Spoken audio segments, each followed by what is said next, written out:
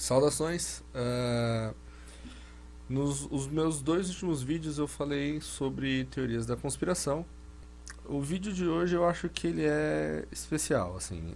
Se você se deparou com esse dilema alguma vez na sua vida, ou se você é a favor ou contra, eu acho que assim, eu tenho bastante coisa para dizer sobre o assunto, ah, então eu acho que vai valer a pena. Eu escrevi um livro escrito nas sombras, é um livro de literatura. O livro ele tem uma parte que tem a ver com espionagem e com. É um livro de mistério, de suspense, mas ele tem uma parte que lida com espionagem, com escolas de mistério e não é a veia principal, mas é uma veia que está lá no livro. E em um determinado momento é o citado Werner von Braun.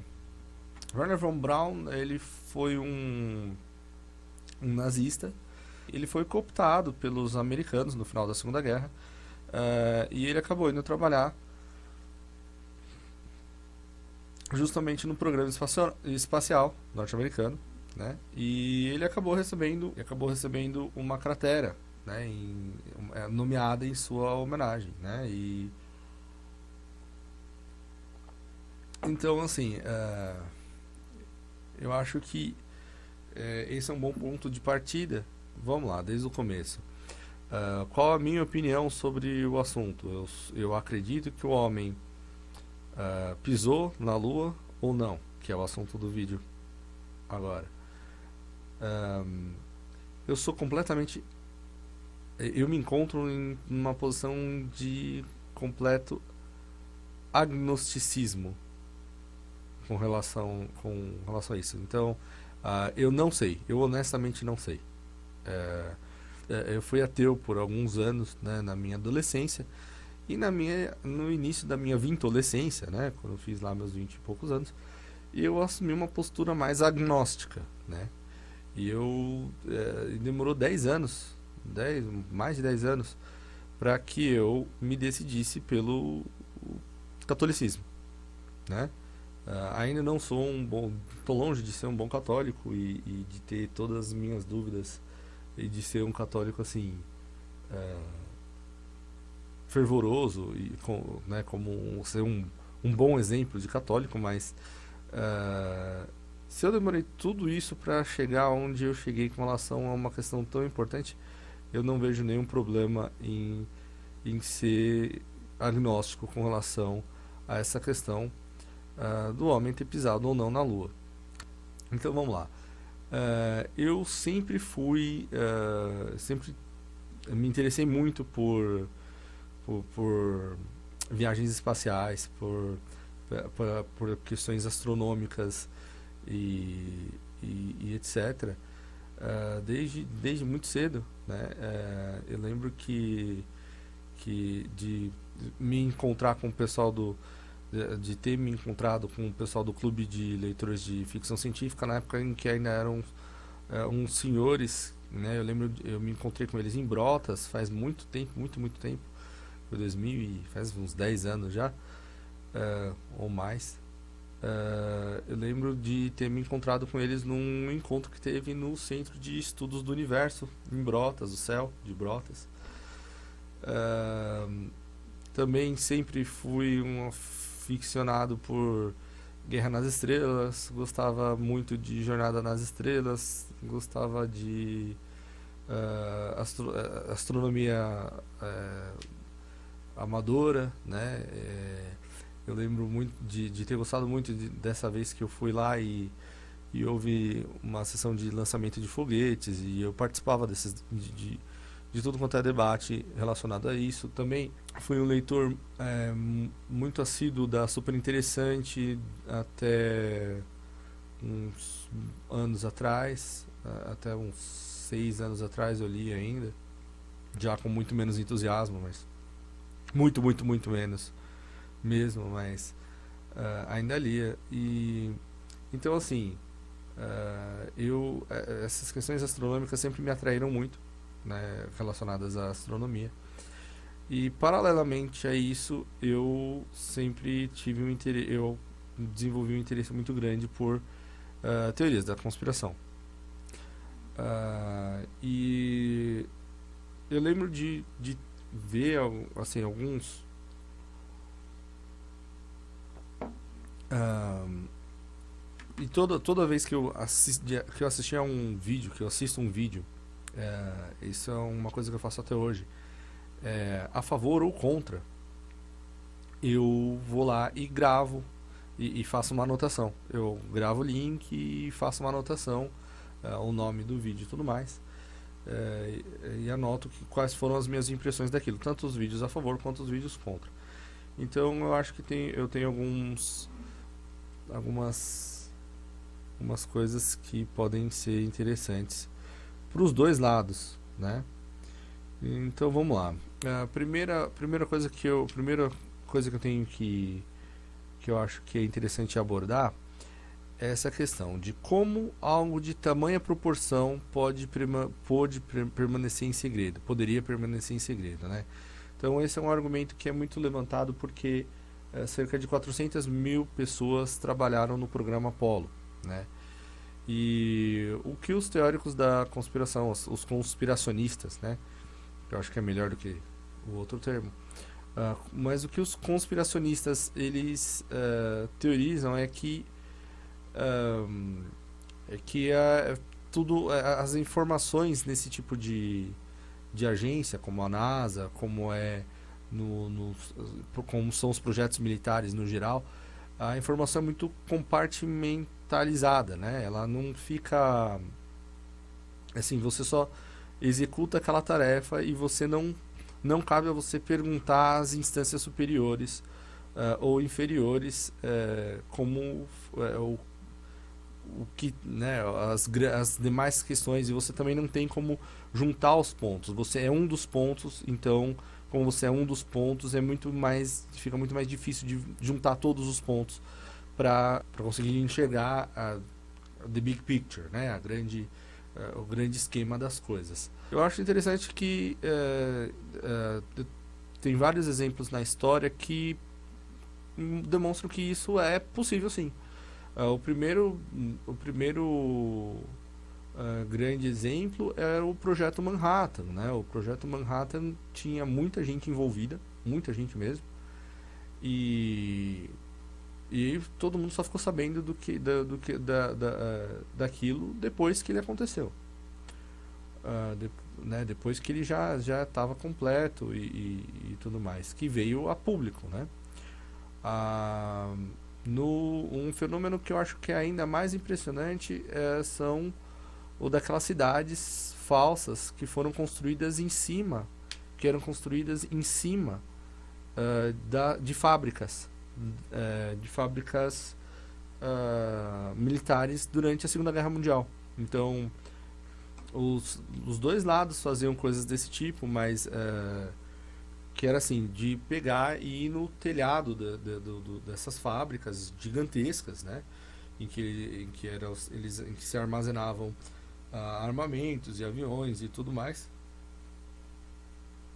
e, e criar por cima uma cidade com escola, com casas e etc, para que quando aquela região fosse sobrevoada, né, e os aviões tirassem foto e etc, que o lado adversário imaginasse que aquilo era uma cidade que não suspeitasse que logo abaixo daquilo havia aviões e todo o aparato militar sendo preparado para, por exemplo, na invasão do dia D, que é outro bom exemplo. No dia D também tinha muita gente envolvida e todo o serviço de inteligência adversário não tinha como,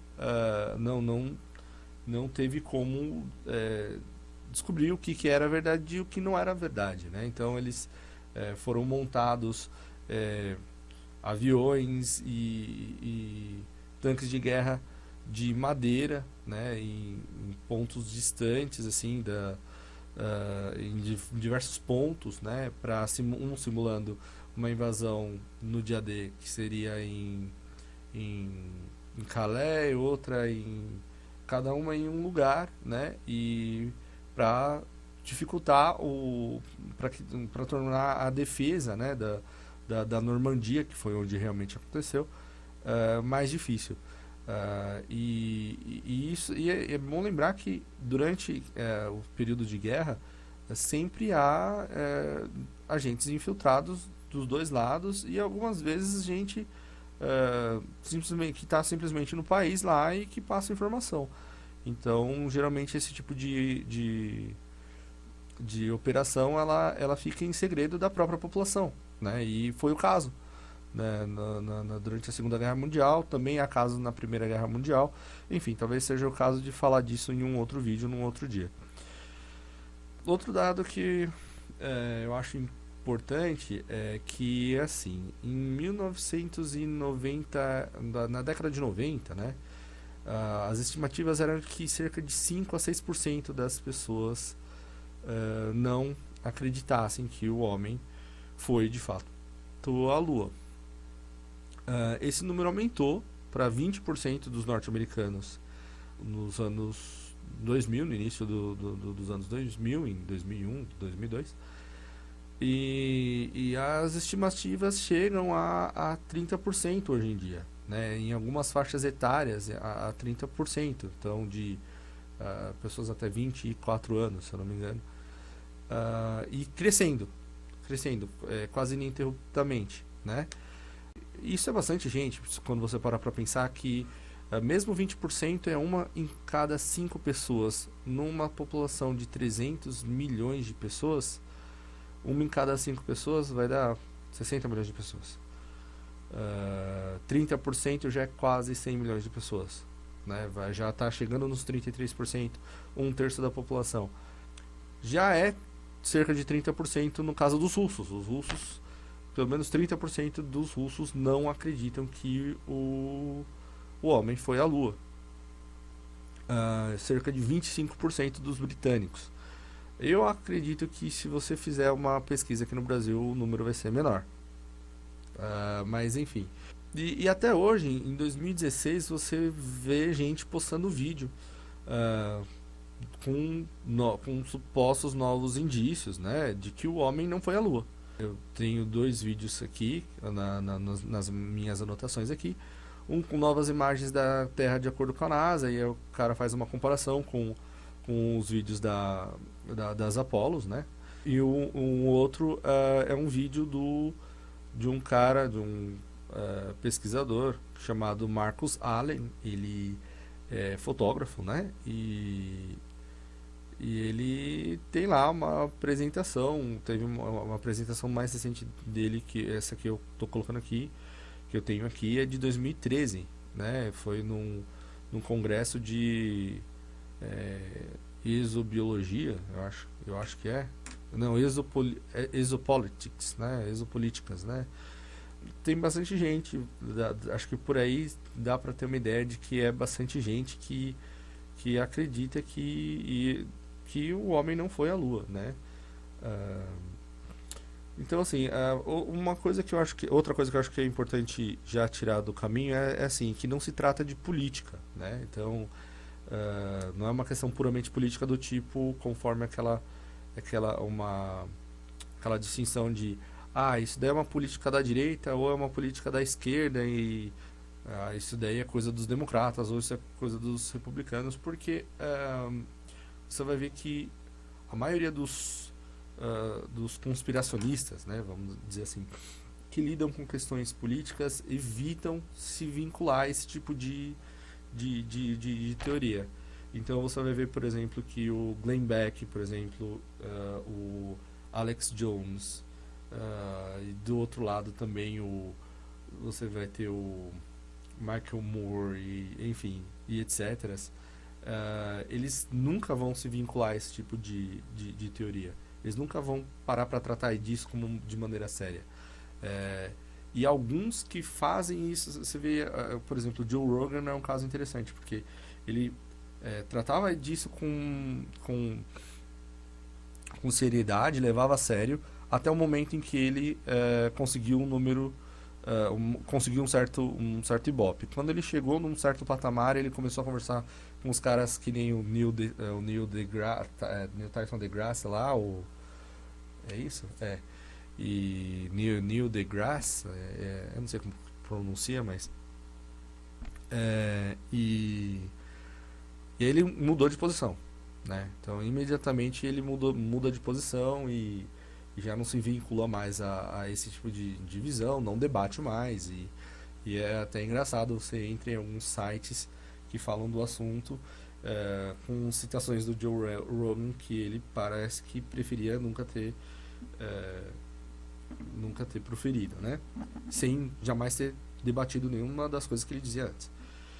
Então, assim, eu deixei aqui um vídeo do Bill Whittle, que é do programa dele, Afterburner, em que ele fala das gerações. E nesse vídeo você vê que ele é um conservador, né, e etc. E ele teoriza que justamente que as pessoas, que essas gerações, que o grande problema é que essas gerações mais novas não conseguem imaginar que os seus avós conseguiram com muito menos tecnologia o que hoje nós, com tanta tecnologia, não fazemos, simplesmente não fazemos, né? E enfim, é interessante, então eu acho que deixar mais esse ponto que não é uma questão de cunho puramente política nesse espectro de direita e esquerda, né? Pode ter a ver com geopolítica, pode ter a ver com uma série de outras coisas, mas não tem a ver com isso. Voltando pro meu background, né, interesse, e eu comentei do Cell, e o Cell tem um vídeo de 2009 que o título é meio é uma brincadeira, né? Ele fala assim, 40 anos da farsa da Lua, mas na verdade ele pega durante o vídeo inteiro a apresentação deles, desmistifica, assim, né? Eles procuram derrubar cada um dos argumentos que teriam sido levantados pelos conspiracionistas, né?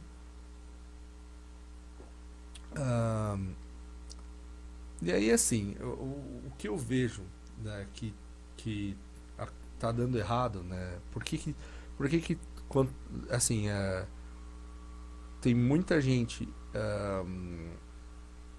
hoje em dia, acho que mais do que nunca, tentando derrubar esses mitos e eles continuam ganhando adeptos, né? Mitos ou talvez verdade, eu não sei. Eu realmente não sei. Eu acho que é em grande parte por incompetência e por arrogância da NASA e da comunidade científica no geral. Então, o que eu quero dizer com isso? Então, eu vou pegar alguns exemplos aqui. Então, vamos lá. Ó. A primeira coisa que eu cito aqui, que eu tenho nas minhas anotações aqui, é com relação à inaptidão ou má vontade da NASA com relação ao assunto, né? Então, primeiro, como que eles me perdem as fitas originais, né, quase a totalidade das fitas originais da Apollo 11, das Apolos no geral. E é bizarro a história, porque não são só as né, uma ou duas, como você vê às vezes assim, eu lembro eu tenho aqui um debate em que aparece lá na Fox, em que tem um cara a favor da conspiração e o outro, né, a favor da NASA, e o cara que é a favor da NASA fala assim, não, mas isso daí foi uma fita só, ou duas. Não foram muitas fitas, né, perdidas, e depois, né, isso foi uma questão levantada no início dos anos 2000, e depois a NASA admitiu que tinha apagado boa parte dessas fitas por engano. Como é que você apaga um material tão importante para a humanidade, não é só para a NASA, porque tinha que estar lá escrito, né, em cada uma dessas fitas, é, né? Apolo 11, Apolo 12, Apolo...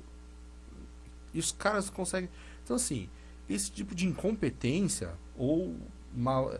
incompetência, má vontade, ou o que quer que seja isso, ou é quase que um... É o tipo de coisa que alimenta a teoria, a teoria da conspiração. Fica difícil você acreditar numa agência que não consegue guardar o que seria talvez o material em filme mais importante da humanidade. E aí, o que aconteceu?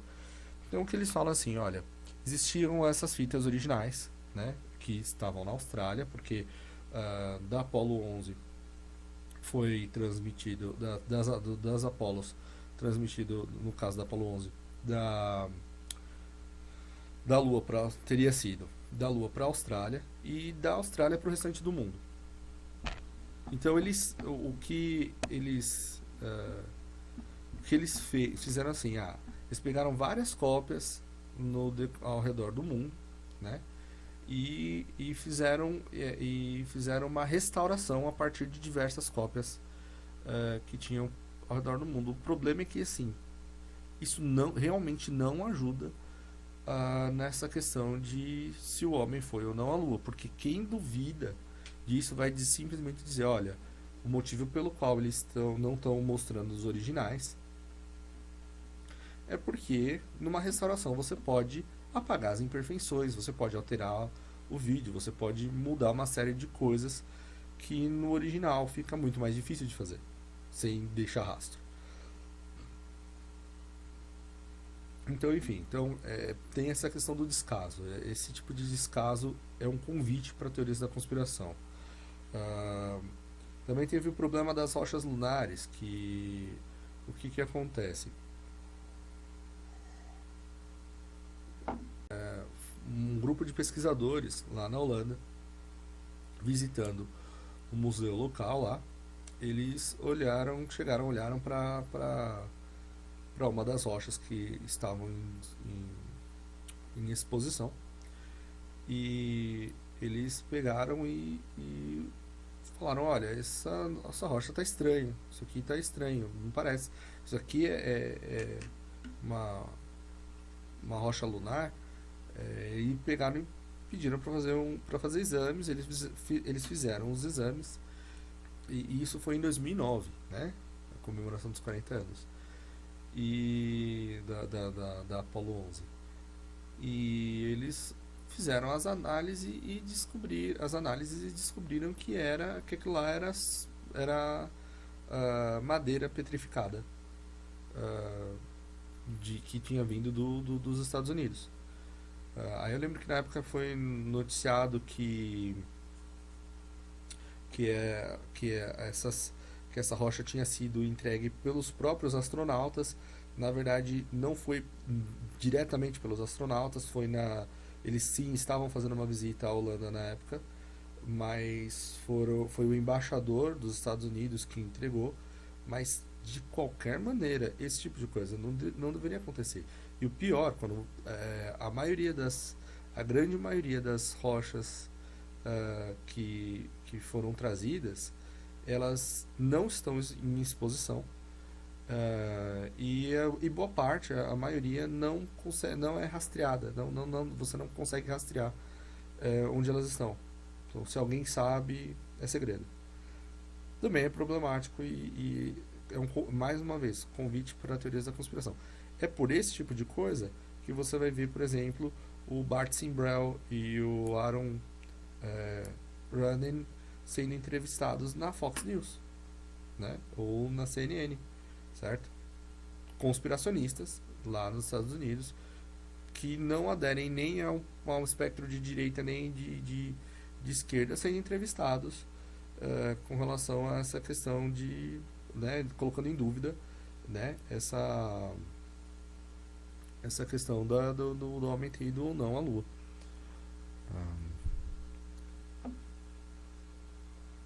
Hum. E pior, não é só a NASA, né, que acaba que contribui para essa para com essas teorias de, de que o homem não foi à Lua. Às vezes a comunidade científica acaba fazendo. Então, por exemplo, o Cell, com aquele vídeo, os Mythbusters, eles acidentalmente acabam dando razão para as pessoas que questionaram a ida, que questionam a ida do homem à Lua.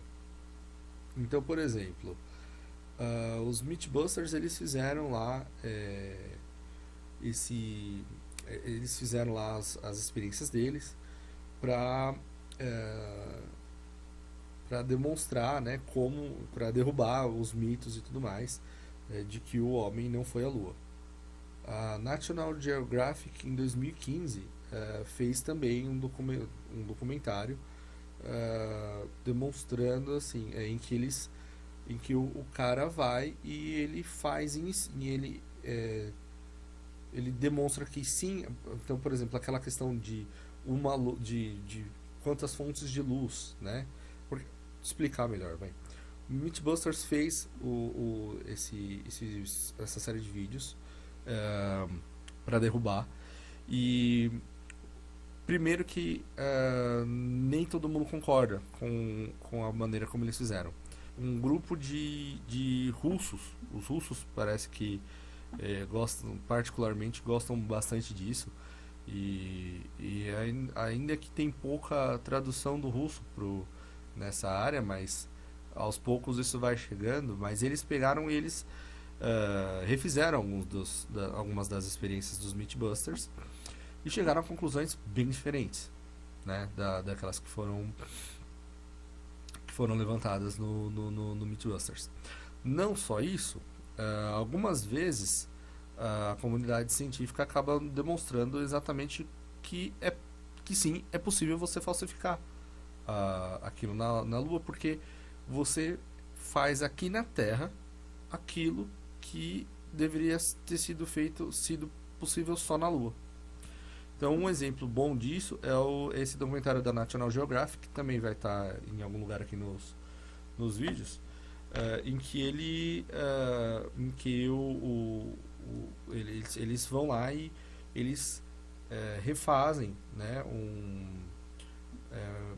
alguns aspectos né, eles filmam num determinado, eles emulam num determinado lugar lá para demonstrar que sim, é possível que haja aquele tipo de sombras, aquele tipo de sombra e aquele tipo de, enfim, os diversos aspectos lá num ambiente como aquele da Lua. Só que o problema é que eles estão fazendo isso em uma área aqui na Terra, né, sob as câmeras atentas, né, das pessoas. E aí eles viram no final e falaram: "Ah, viu só como é possível?" Tá, mas isso você está demonstrando duas coisas. Você está demonstrando que sim, é possível que isso seja o que a resposta para aquilo que está sendo levantado pelo outro lado, mas você também está demonstrando que isso pode ser feito aqui no planeta Terra. Outros casos que são feios, por exemplo, tem um vídeo do Michio Kaku em que o cara, ele atende, né, o camarada faz a pergunta e ele pega e fala assim: "Ah, então eu vou pegar e vou responder, eu sei de onde você está vindo com isso daí, eu vou responder todas as as principais perguntas que desse vídeo que está rolando por aí." E aí ele cria um espantalho, porque ele vai e responde as perguntas que ele está imaginando, que ele responde, por exemplo, a questão da bandeira e responde mais outras duas questões lá, mas não responde a pergunta do que o cara fez quando ligou. Então que era com relação à radiação e temperatura, se eu muito não me engano.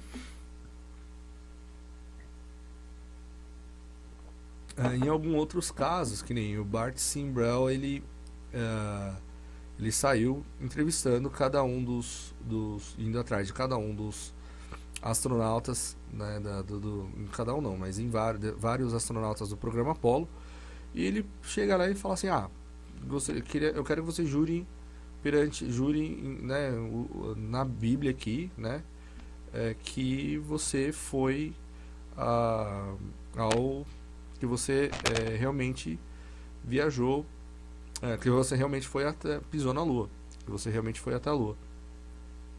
E aí os astronautas, a grande maioria, terminam a entrevista na hora, ameaçam processá-lo, o Buzz Aldrin vai lá e dá um soco nele e tudo mais. Eu acho que isso não ajuda muito.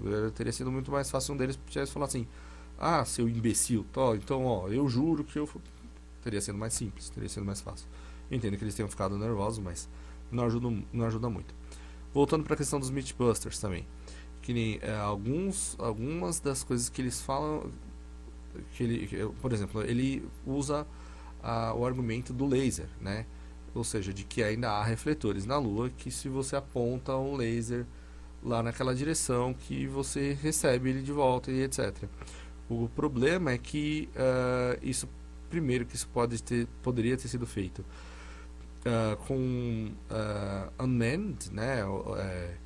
Através de sonda não tripulada, né? Como é o caso dos russos. Então também há os russos também fizeram a mesma coisa, só que eles nunca colocaram um homem lá na Lua. Então você não precisa colocar um homem lá na Lua para colocar um aparelho daqueles, né? Tem essa questão.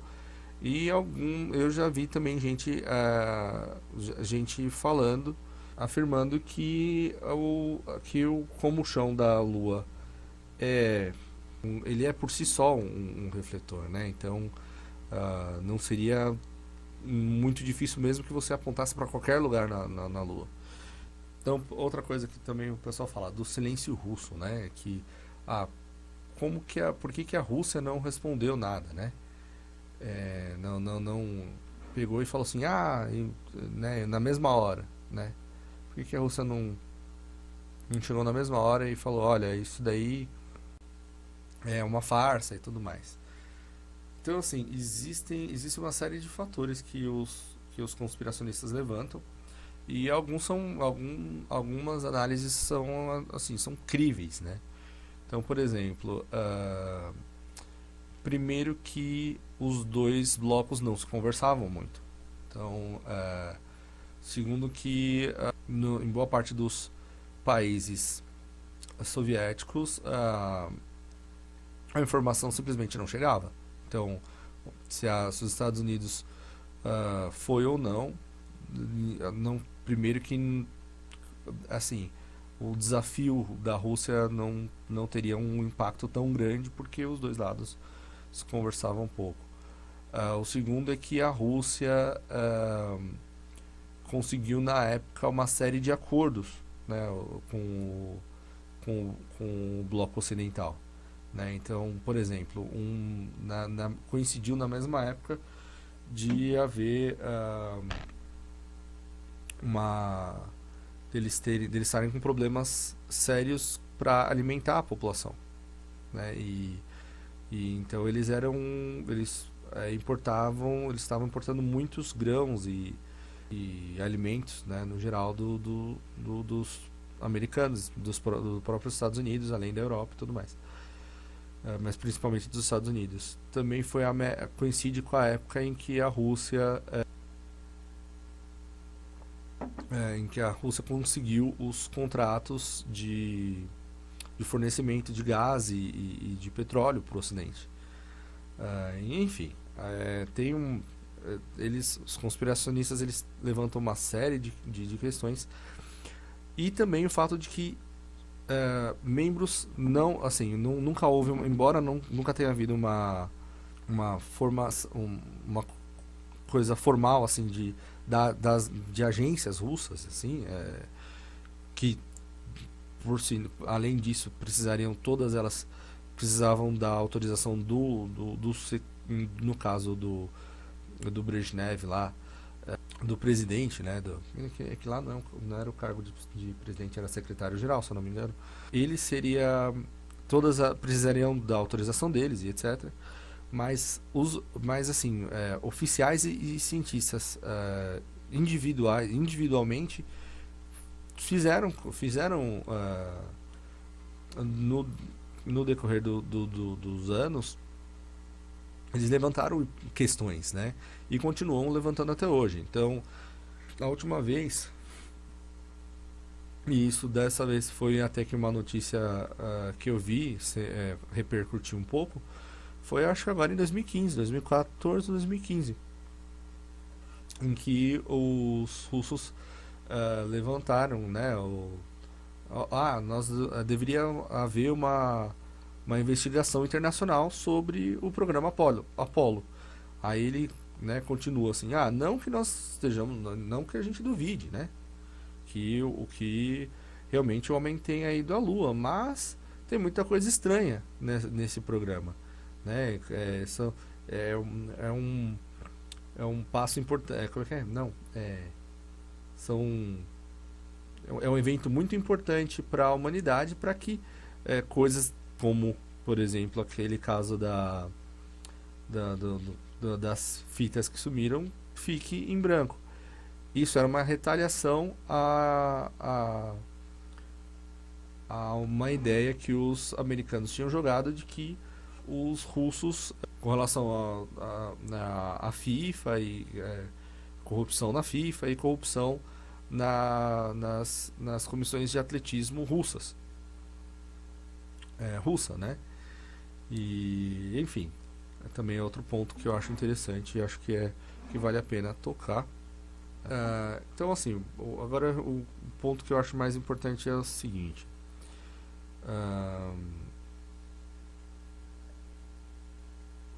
Eu acho interessante que hoje em dia é a ciência que parece que que fica assim, a ciência não, a comunidade científica e a NASA em específico porque assim, as primeiras pessoas, as primeiras ideias de que o homem não foi à Lua surgiram antes mesmo antes mesmo do homem pisar na Lua, assim, de que era possível. E isso dentro do próprio programa Apollo. Então você vai ver, por exemplo, o Bill Casey, né? Ele que era um ele fazia parte de uma das empresas que prestava serviço para a NASA. Ele levanta, né? Tem uma entrevista dele aqui e ele levanta uma série de questões, né, que ele acumulou, né, tanto na época quanto no decorrer dos anos, mas ele também conta a história de algumas figuras que já falavam na época que aquilo lá não estava muito certo, não parecia muito certo, que tinha alguma coisa errada. Então ele fala do Thomas Ronald Barron, fala do Gus Grissom e um cara que é bastante interessante que quando você entra, por exemplo, na página da Wikipédia dele, não tem nenhuma menção a isso, mas no documentário da Fox de 2001, ele aparece em vídeo brevemente dizendo que, olha, eu mesmo não tenho certeza. Eu trabalhei na NASA na década de 60, ele era um astronauta, e eu mesmo não tenho certeza de que o homem foi à Lua. Que é o Brian O'Leary. E, enfim. Mas o ponto que eu ia fazer é o seguinte: é que no início, que o que eu lembro da década de. Conforme eu fui crescendo, é que inicialmente, apesar de já haver um ou outro caso como esse do Bill Casey, que eu acho que era um caso único até a década de 90, de um cara apontando e falando, não, isso tá errado, isso não me parece certo e tudo mais, como é que você fez para passar pela radiação, como né, do cinturão de Van Allen, a variação de temperatura, como, né, porque que esses arquivos que não são classified, né, secretos, né, por que eles não estão disponíveis para o público? Também o que que os militares estão fazendo, ou estão filmando naquele complexo, naquele estúdio que os militares, ah, que é dos militares e tudo mais, e enfim, ele fazia essas perguntas e tudo mais, mas as primeiras ah, o movimento conspiracionista, vamos dizer assim, ele começou ah, não não apontando os erros, mas tentando demonstrar como seria possível falsificar. Então a ideia é a seguinte, que mesmo que não tivesse, na época, isso nós estamos falando da década de 70 e 80, e até o começo da década de 90, é que não importavam os erros, se tinha erro ou não. A questão é que é possível falsificar ou não. É simples assim. É assim, então eu acho interessante que hoje parece que inverteu. Conforme na década de 90 surgiu que o movimento de ufologia e de teorias da conspiração, ele, conforme foi ganhando volume, as pessoas começaram a reproduzir essas perguntas, e isso aumentou de maneira exponencial depois desse documentário da Fox de 2001. E hoje em dia acaba acontecendo aquilo que eu falei, que de um documentário, por exemplo, como aquele da National Geographic, que ele acaba não derrubando mito nenhum, mas demonstrando dando ideias de como realmente é possível você fazer aqui na Terra. Então, por exemplo, alguns erros que eu vejo a comunidade científica cometer. Falar da questão do slow motion, né? De que na hora de tratar da questão da movimentação, né? Lá na Lua e tudo mais. Aí vem questão, por exemplo, teve um camarada que ele ficou famoso em 2012. Em 2012 ele fez um vídeo que viralizou, né, na internet. Tem mais de 2 milhões de visualizações. Depois que alguma série de jornais foi e publicou o vídeo dele. E você pode encontrar como filmmaker says it was impossible to fake the moon landing. Então o argumento dele é que era impossível, com os equipamentos fotográficos e as câmeras de filmagem da época, falsificar aquilo e reproduzir aquilo em estúdio. E aí eu acho interessante, porque ele vai e faz uma série de argumentos. E aí tem um outro rapaz que chama Jarrah, é assim que ele tá o nome dele no vídeo, relativamente recente. Ele pega e ele demonstra como sim era possível. Então ele vai e aborda ponto por ponto do vídeo do Collins, que foi esse primeiro cara que tinha 2 milhões de visualizações. E é claro que ele tem muito menos views, mas foi tão bem feito que o Collins foi e respondeu para ele, concordando que, embora ele ainda achasse que era pouco provável, que sim, que ele tinha razão, que da maneira como ele falou, era realmente possível falsificar a aterrissagem na Lua. E aí ele levanta mais alguns pontos e de novo o Jarrah vai lá e demonstra alguns e responde aos pontos levantados pelo Collins. É bem interessante essa troca, eu acho que demonstra muito bem o ponto onde eu estou querendo chegar, né? De como como é complicado, de como é difícil essa questão de. Então você vê, eu vejo muita gente ainda usando esse argumento do Collins, desse vídeo do Collins, e, e o próprio Collins meio que voltou atrás na resposta esse segundo vídeo dele chama For Jarrah, Jarrah,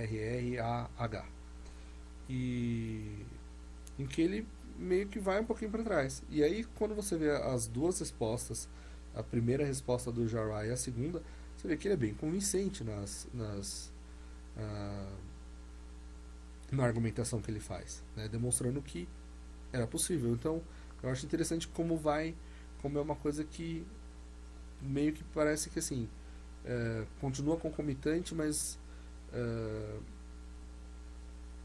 enfim, na década de 70 e 80 era basicamente isso, concentrado nisso.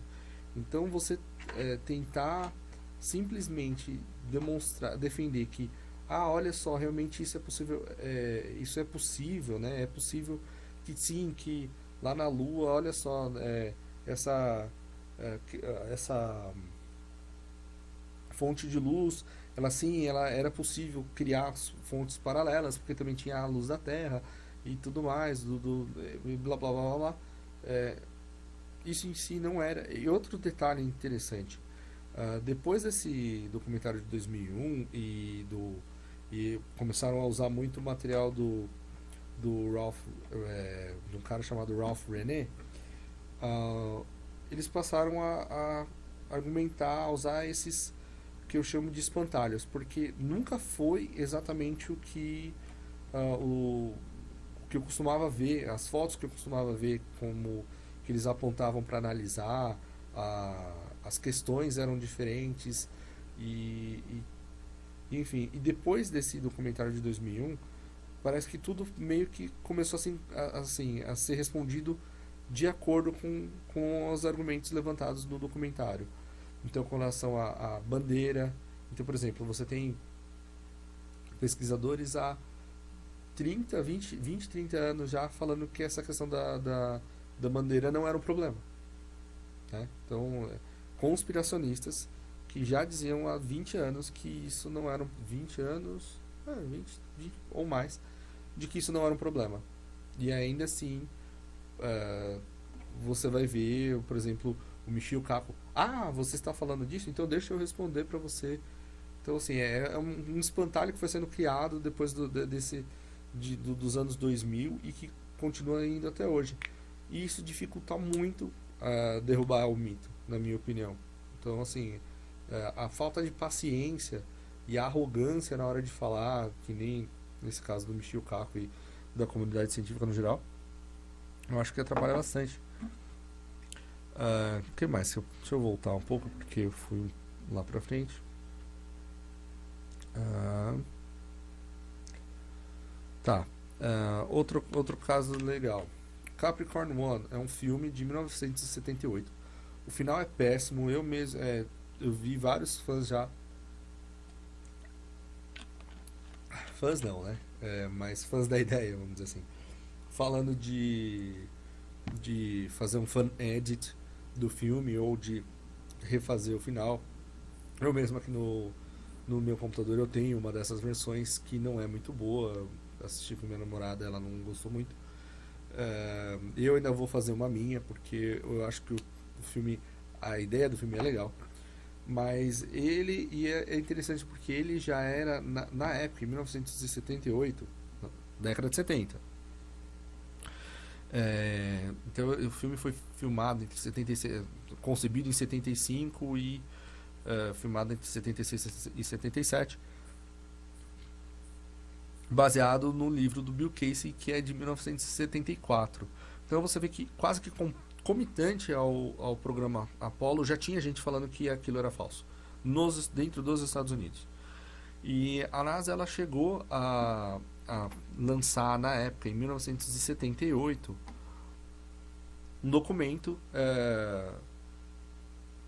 negando cada uma daquelas dos principais pontos que eles viam naquela argumentação feita naquela das hipóteses que estavam sendo levantadas na época.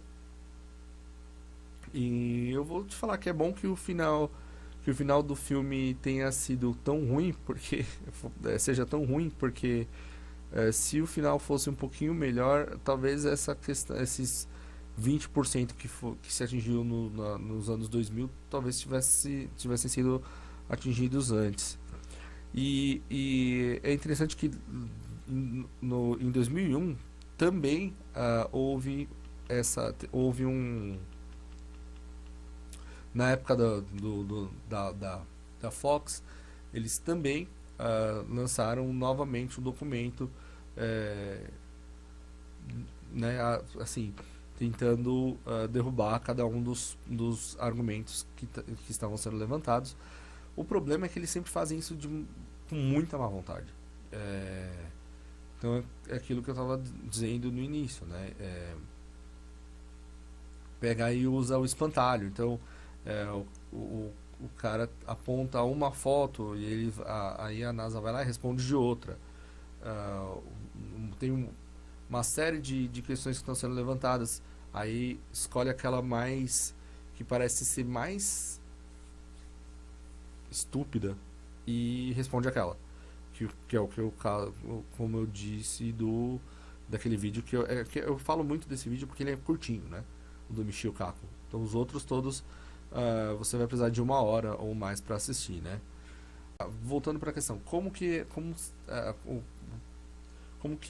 os conspiracionistas antigos propunham que a coisa teria sido feita? De forma um pouco parecida com o que foi feito no filme 1978. ah, com o uso de câmeras, não precisava ser uma coisa muito mais elaborada do que eles tinham na época, ah, mas seria uma convergência daquilo que é visto nos ensaios para aqui na Terra, para Apollo, e essas técnicas de slow motion e tudo mais, que também não é tanto assim, porque era só um terço só o que eu vi que eles estimam é que precisaria ser um terço só mais lento o que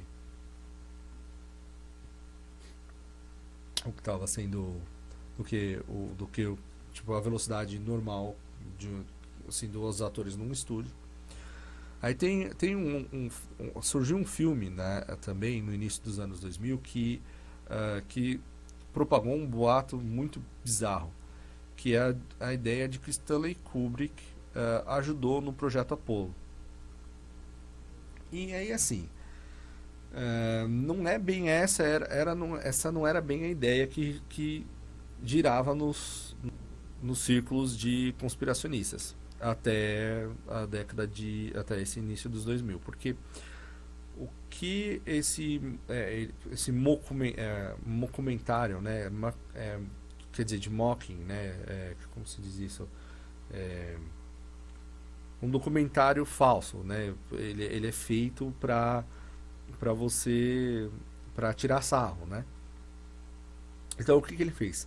Ele reuniu o Donald Rumsfeld, enfim, os principais conselheiros né, do presidente americano na época do programa Apollo, eh, e, eh, e, e entregou um script para eles, e eles foram lá e responderam as perguntas como se, olha, realmente nós foi, foi sugerido, o Donald Rumsfeld ele sugeriu que fosse contratado, chamado Stanley Kubrick, para dirigir o para falsificar, né, o programa. ah, e ele aceitou e blá blá blá, né? E assim, no final desse documentário, é, mostra lá assim, por trás das câmeras, eles né, decorando os textos e tudo mais, e rindo e tudo mais. Mas não era essa, nunca tinha, até então não era essa a hipótese que tinham levantado do Stanley Kubrick. O que diziam do Kubrick é que ele tinha sido contratado na época, como ele tinha feito, porque assim, porque o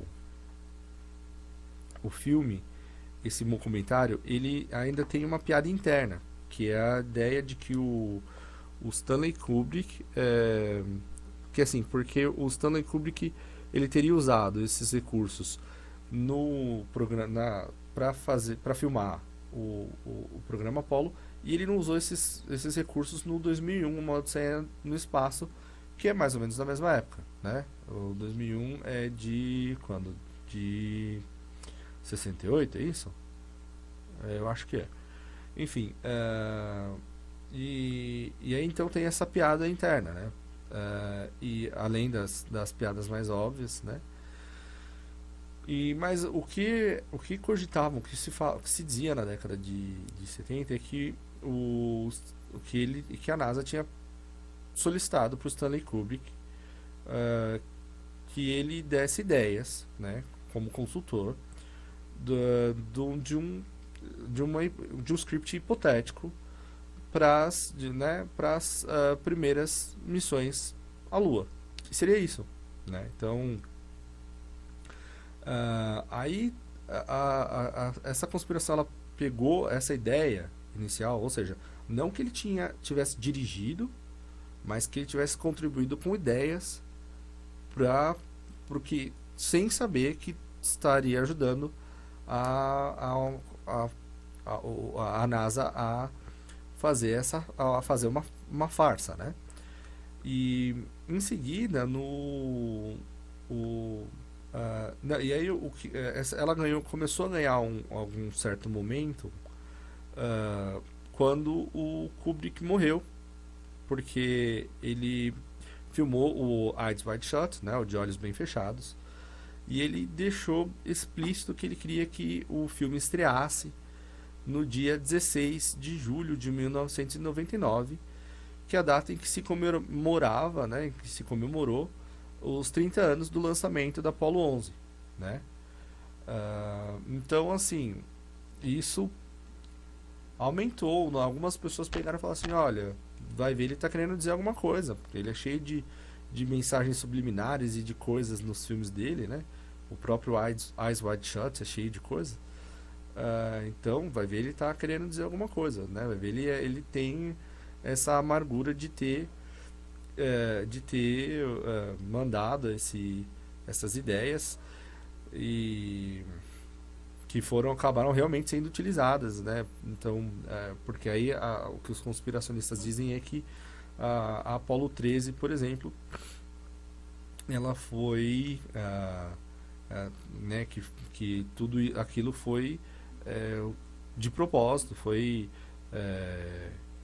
que que não deu certo já de caso pensado para que aquilo fosse, porque as pessoas já estavam perdendo interesse, né, por exemplo, na Apollo 12, muita gente ligou para reclamar que tinham interrompido a programação para mostrar lá a câmera parada, porque a câmera deu um problema lá na câmera na Apollo 12 e ficou lá mostrando a câmera parada durante toda a missão, praticamente. E, e as pessoas já tinham, na Apollo 13 já parecia que o interesse já tinha diminuído bastante. E com a Apollo 13 a ideia seria voltar a esse interesse, e a ideia é que eles teriam utilizado ideias dessas que o Kubrick teria enviado para a NASA. E aí veio esse documentário que chama Dark Side of the Moon, né? E que acabou transformando, né, gerando essa ideia. E até hoje você vê alguns clipes que são. E é muito triste que algumas pessoas caiam neles, de que o Stanley Kubrick dirigiu realmente, ele mesmo foi lá e dirigiu no estúdio seria a farsa do homem pisando na Lua. Tem um detalhe interessante nisso daí, que o Ralph René, o que ele conta é que assim, que ele fazia parte da Mensa, né, que é aquela sociedade para pessoas com o QI alto, né, que tem o QI alto, e ele era um inventor de ferramentas simples, né, ele tinha 2 patentes para isso. E o que ele diz é que ele foi, o que ele conta, né, na entrevista que eu vou colocar aí, é que ele recebeu uma carta pedindo para que ele contribuísse com ideias para a NASA relacionadas a missões futuras, né? Para Marte, o que seria o caso ou seja, de mandar uma missão tripulada para Marte, né? Para que ele enfim, e aí depois, meses depois, ele recebeu uma revista, né? E uma revista do governo, uma revista científica, né? E que ele ficou ele ficou pasmo quando ele viu que que ele constava lá, né, como um contribuinte, né, como alguém que tinha contribuído para aquelas ideias que estavam naquela revista. Só que as ideias dele em si mesmo não estavam lá aplicadas para essa possível ideia tribulada para Marte, mas sim de forma retroativa para pro programa do homem na Lua, né? Aí eu tenho mais o que eu vou deixar aqui embaixo, se couber, que eu nem sei se tem algum limite para isso ou não. Mas a história History of the Conspiracy Claims by the Smithsonian, que eles fizeram em 2009, aniversário dos 40 anos, né? Também tem um site que eu acho interessante, que é da própria NASA, ligado à NASA, demonstrando lá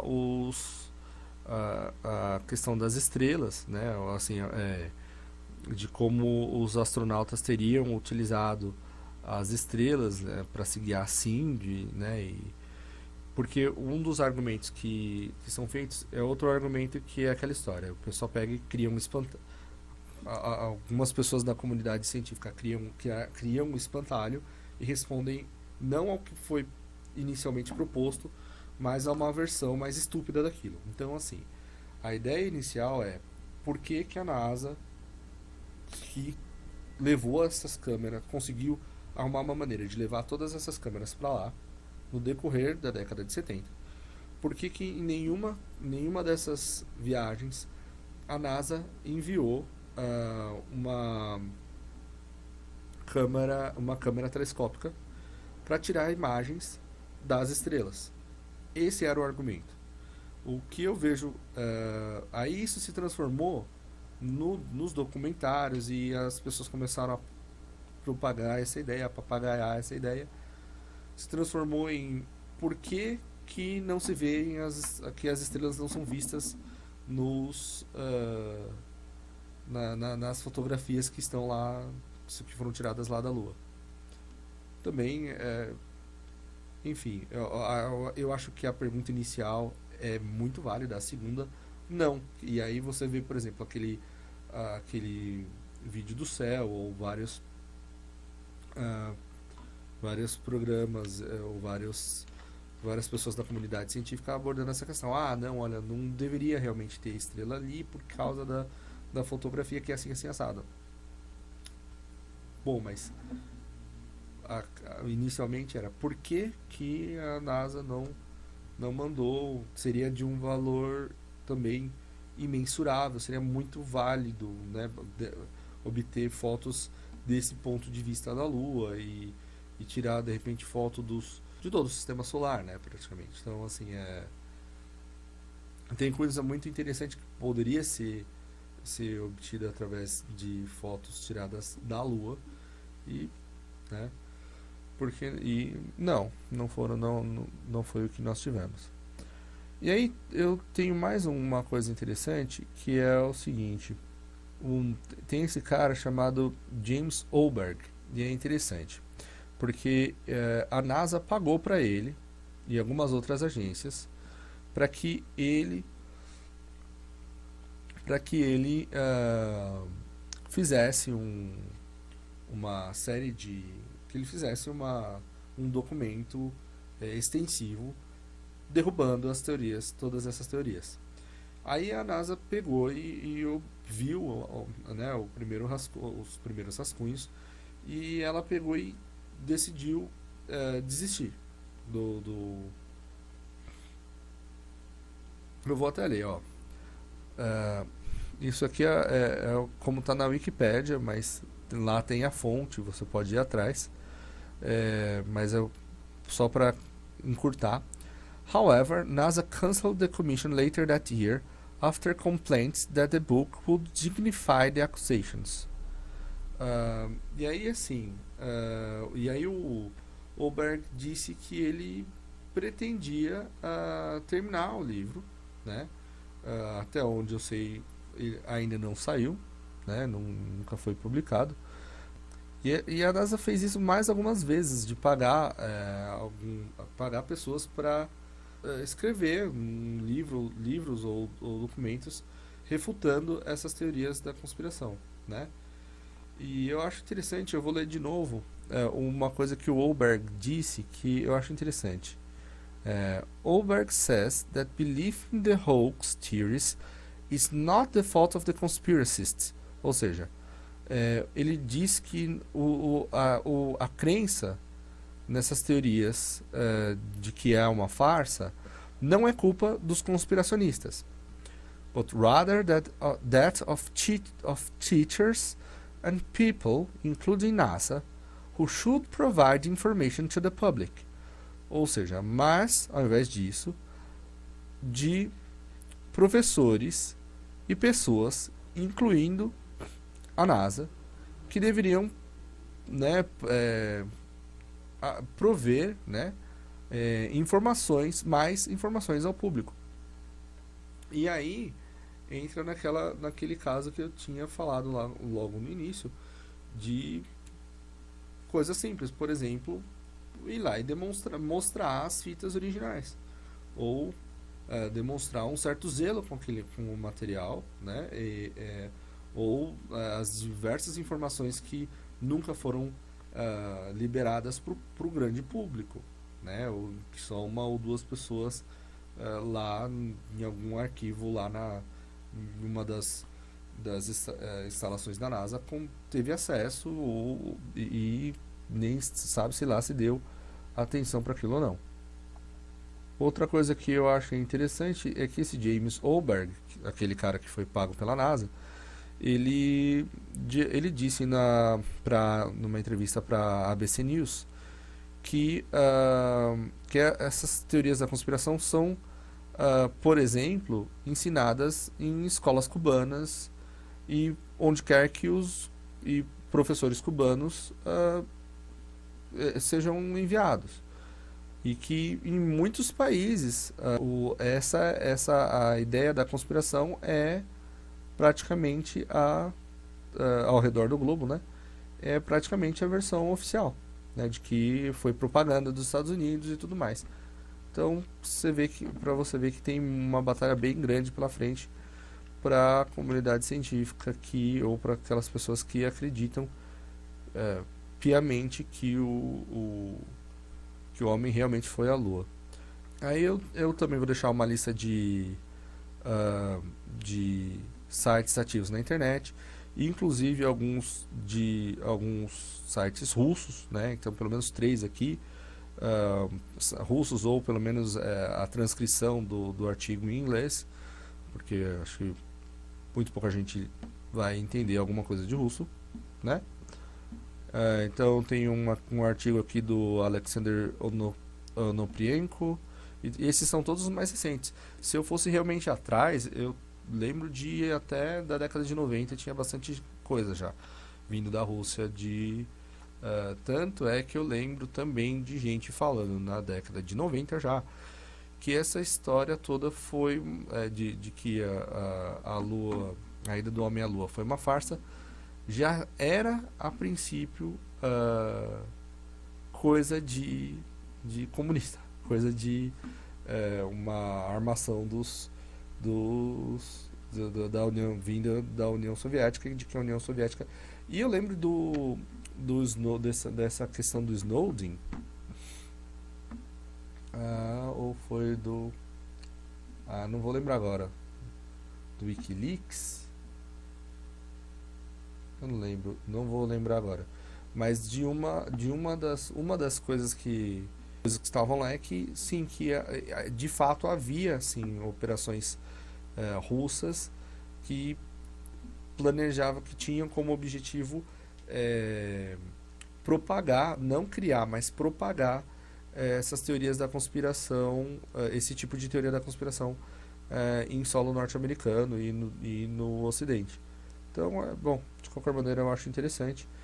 Para finalizar, eu vou ler aqui uma conclusão que eu tirei já há 2 anos de conversa com usuários do YouTube, né? De conversas simples assim, né? Então, tá assim. There are actually two interesting points to consider in this act, né? É um EF act, ou seja, pode ser fact ou pode ser act. Então, traduzindo, né? Tem dois pontos interessantes que devem ser considerados nesse fato barra ato, né? One, if the moon landing was true, it requires several sophisticated explanations to prove it. Então, assim, se a aterrissagem do homem à Lua foi verdadeira, ela requer várias explicações sofisticadas para comprovar, né, para comprová-la. If the moon landing was fake, it would have been freaking easy to fake it, with no much efforts finding the signs of counterfeiting. Então, assim, a ideia é que, assim, se por outro lado essa aterrissagem à Lua foi falsa, parece que não seria tão difícil como algumas pessoas gostariam ou gostam de propagar. De novo, vou falar daquele vídeo do Far-Eye e realmente eu acho que não é tão de novo aquela questão também das cidades inteiras sendo construídas no telhado de fábricas e por quilômetros e quilômetros e sem uma notícia de jornal, sem nada, né? Ou, por exemplo, o fato de que ninguém consegue dizer até hoje. Tudo bem, você fala assim, lá na área 51, por exemplo, é um lugar em que se fazem testes da aviação norte-americana. Ótimo, o que eles estão testando lá agora? Ninguém sabe, né? Então, assim, o que eles estavam testando há 10 anos atrás, 20 anos atrás, 30 anos atrás. Então, assim, eu não acho que seja tão difícil. Então, minha conclusão é aquela que eu já tinha dito no início. Eu sou completamente agnóstico. Então, eu acho que, pelo menos, se você vai formar a sua opinião, eu vou deixar bastante links aqui. São, com certeza, mais de 24 horas de vídeos e bastante coisa para ler, que pode ser interessantes para você. Se você já tem a sua cabeça formada, não vai adiantar, não vai ser de muita utilidade e provavelmente você nem chegou até esse ponto do vídeo. Então, o que eu tinha para dizer era isso. Eu acho que nada vale a pena. É um exercício intelectual interessante. Quem sabe um dia eu chego a alguma conclusão. Até lá.